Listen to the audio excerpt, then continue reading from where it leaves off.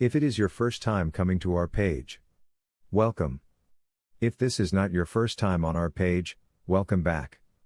We are happy to have both new and old members back. In this video we will discuss what a cull is. There are a lot of misconceptions of what a cull is, and/or the different ways someone could cull an individual from a population.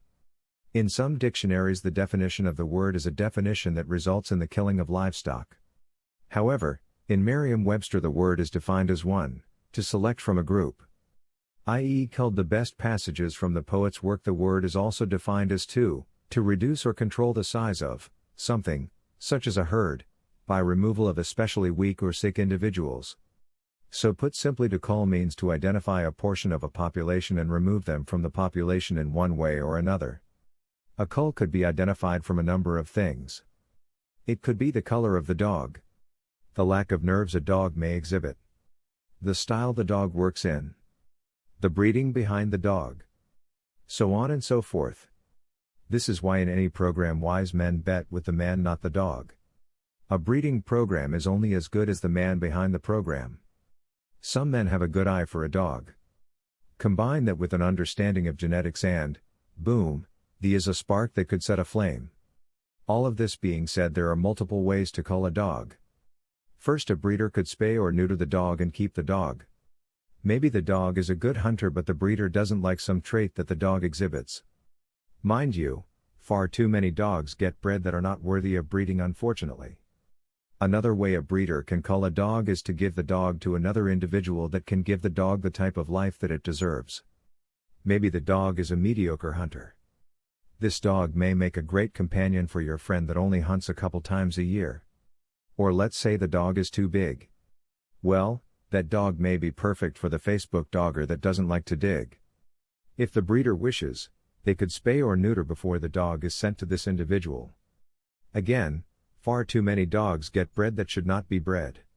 So, in short, culling does not mean killing. Culling is a term that has scientific concepts backing it. It is a term that has been around for hundreds of years. While it can mean euthanizing, it does not automatically mean this. A yard is not identified by what dogs the breeder keeps on his yard. It is identified by what the breeder culls from his population.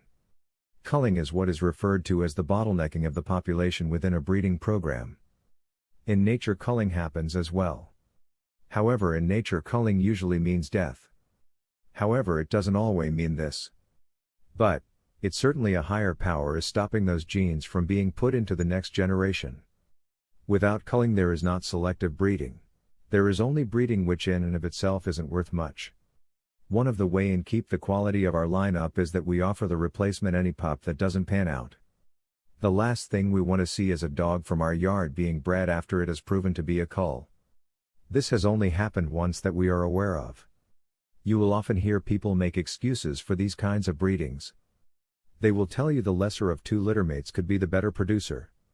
While this is true from a genetic standpoint, there is no excuse for breeding dogs that do not work.